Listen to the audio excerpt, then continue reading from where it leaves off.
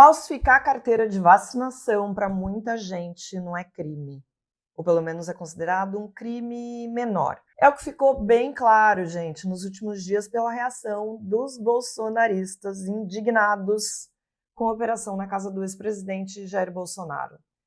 A gente não vai parar de falar nunca sobre ele, né? Perseguição, complô, falta do que fazer foram alguns dos argumentos que eu li por aí contra a ação da Polícia Federal. Mas não foi só uma impressão. Um levantamento do Instituto de Pesquisa Quest mostrou que 19% das menções sobre o assunto nas redes sociais foram em defesa de Bolsonaro. Não é incrível? As pessoas acham ok um ex-presidente falsificar um documento. Carteira de vacinação, para quem não sabe, está meio desavisado, é um documento como carteira de identidade, de habilitação, como carteira de trabalho. Não pode, gente, não pode ser tão difícil entender isso. Por que então tem tanta gente defendendo o Bolsonaro mesmo diante de um crime? A gente já sabe por quê, né? Mas deixa seus comentários aqui e eu lerei os melhores, os mais criativos no vídeo da semana que vem. E agora, vamos embora conversar essa conversa sobre essa perseguição contra o ex-presidente? Eu sou Marilis Pereira Jorge e você está no meio. Se você está chegando agora, seja bem-vindo. Você que já participa aqui dessa conversa comigo, seja bem-vindo, seja bem-vinda também. Vamos embora. Bruno, roda a vinheta.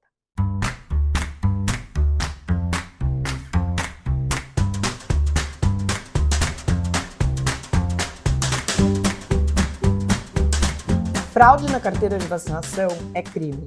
Assim como é crime fraudar pedido de auxílio emergencial, falsificar a carteira de estudante, ultrapassar pela esquerda não, pela direita, subornar policial, nepotismo, sonegação de imposto, comprar carteira de habilitação. Claro que a maior parte desses pequenos delitos está muito entranhada na nossa sociedade, mas não deixa de ser muito sintomático ver justamente parte conservadora da sociedade tratar todos esses crimes como infrações menores. Gente, não dá para ser mais ou menos honesto. Ou você é honesto ou não é. Mas a narrativa, essa palavra que a extrema-direita adora, é de que o Bolsonaro está sendo perseguido. Mais ou menos o mesmo argumento usado nos últimos anos sobre os esquemas de rachadinha da família e do próprio ex-presidente. Para os seus defensores, rachadinha nem era corrupção. É curioso ver como o bolsonarismo defende os valores da família tradicional brasileira, ao mesmo tempo que é conivente com uma série de infrações que passaram a ser tratadas como uma característica brasileira. Gente, vamos lá. Ao falsificar a carteira de vacinação, Jair Bolsonaro validou uma das piores práticas, o jeitinho brasileiro. Tem gente que se orgulha disso. Eu tenho horror a esse tipo de coisa. Mas enquanto os bolsonaristas protestam contra o fato de que uma autoridade tem que agir conforme as leis, olha que absurdo, né? A gente esquece que a carteira de vacinação fraudada do Bolsonaro é só mais um na lista de crimes que o ex-presidente vai ter que enfrentar. Sabe por que tem tanta gente indignada com essa operação, como chama mesmo? Operação Veride. Porque no fundo são iguaizinhos ao presidente. São parte do que o brasileiro tem de pior. Essa empáfia de não respeitar a Constituição. É disso que a gente está falando. A notícia sobre a busca e apreensão na casa do ex-presidente teve muito mais repercussão do que outros assuntos polêmicos dos últimos 2 meses. E não faltou assunto polêmico, vocês já esqueceram das joias.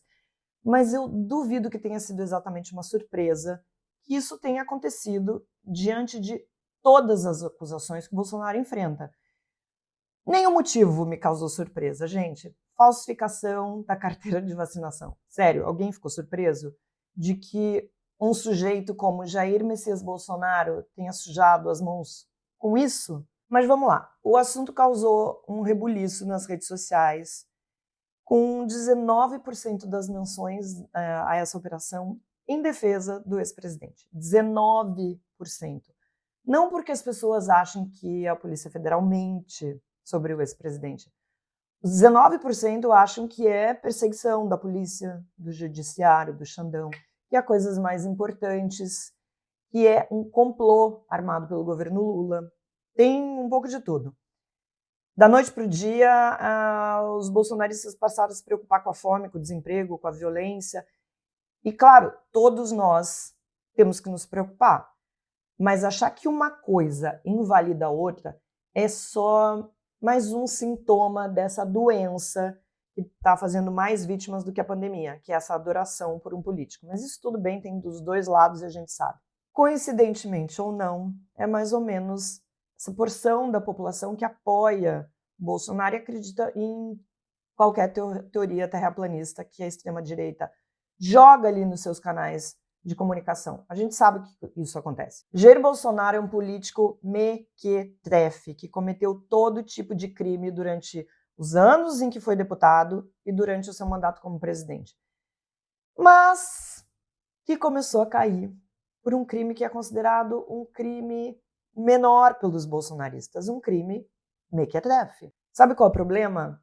Ainda é um crime. E o que deixa os bolsonaristas desesperados é que eles sabem que isso é só o começo. Bolsonaro está sendo investigado pelos atos de 8 de janeiro. A gente já falou sobre isso, aliás, tem falado. E ele se defendeu sobre a postagem do vídeo lá que questiona a lisura do processo eleitoral, dizendo que estava doidão de remédio. Foi isso que ele falou. Ele também responde a uma ação de investigação da Justiça Eleitoral por prática de abuso do poder político e uso indevido ali dos meios de comunicação durante aquele evento lá com os embaixadores estrangeiros no Palácio do Alvorada.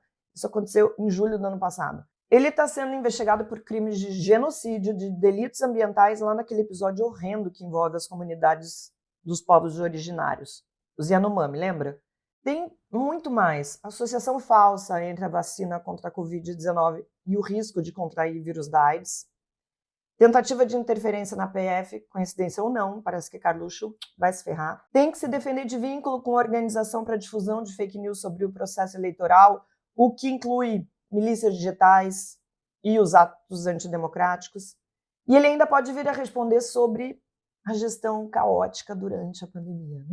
A gente não pode se esquecer daquela CPI. Tem alguns processos de difamação contra o presidente. Gente, crime não falta. E não tem jeitinho brasileiro suficiente para livrar Bolsonaro de ficar inelegível ou de ir para a cadeia. Os bolsonaristas vão ter que fazer um contorcionismo para continuar defendendo o indefensável. Mas a gente sabe que eles são bons nisso. Aliás, todo fã de político é muito bom nisso. Mas a cereja do bolo dessa história toda é Michele. O que Michele fez? Correu para tirar o dela da reta e mostrou a carteirinha de vacinação. Vocês podem me cobrar sobre isso no futuro. Eu espero realmente estar errada. Michele Bolsonaro está ali sentada num camarote de olho em 2026, vendendo cosmético na internet, só esperando o destino e a justiça, claro, tirarem Jair Bolsonaro da sua reta a corrida presidencial. Anotaram? Bora lá para o nosso café.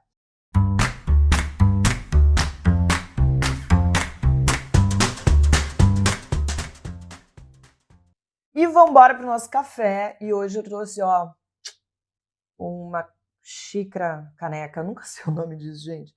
Transparente, para quem acha que eu não tomo café. Tomo sim. Ó que meu marido ama essa daqui. Eu tenho as minhas outras favoritas, mas vamos lá. Tá quente. Vídeo da semana passada.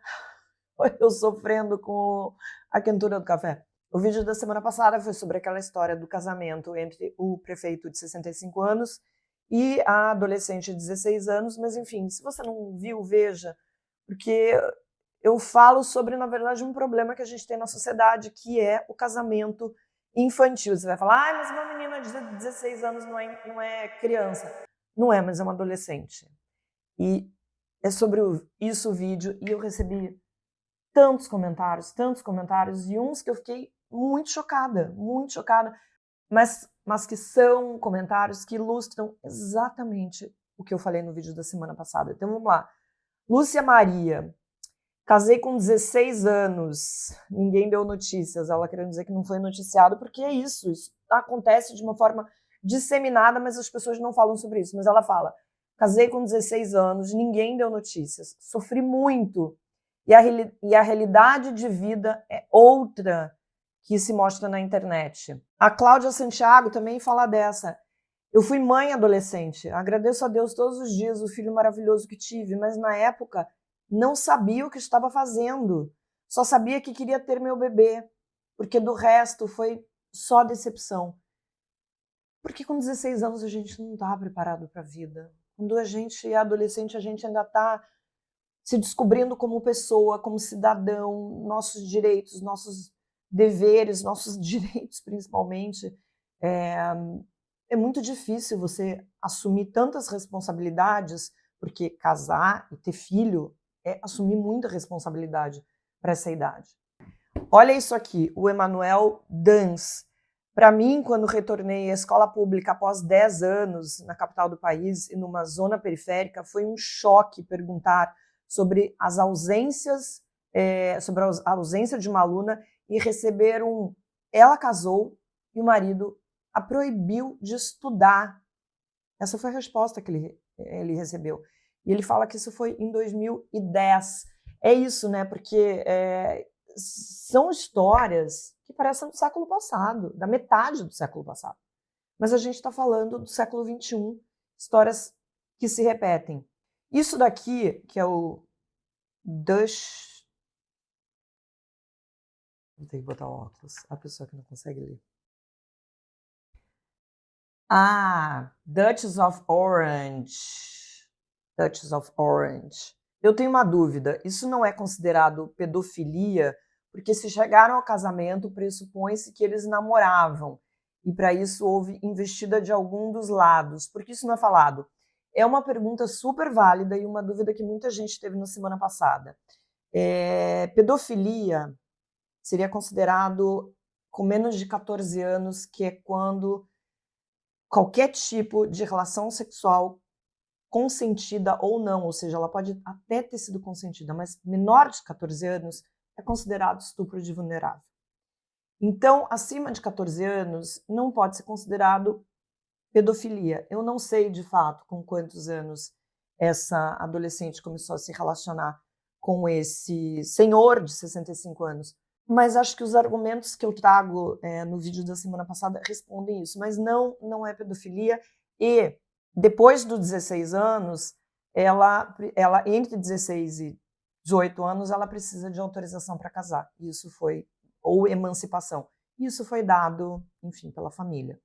É uma loucura, né? Mas até 2019, que eu conto lá no vídeo,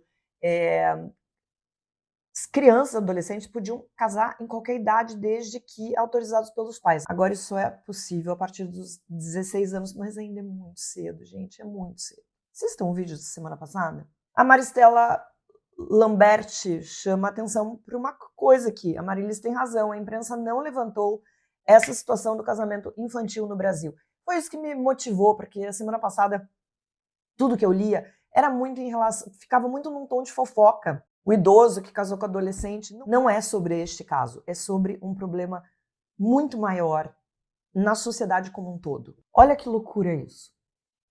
Carolina Rodrigues, já ouvi inúmeras vezes do meu pai e outros homens mais velhos da família que se a menina está incomodando, dela coloca entre parênteses, esse incomodar seria ter vários namorados ou vida sexual ativa. Deve se casar a menina.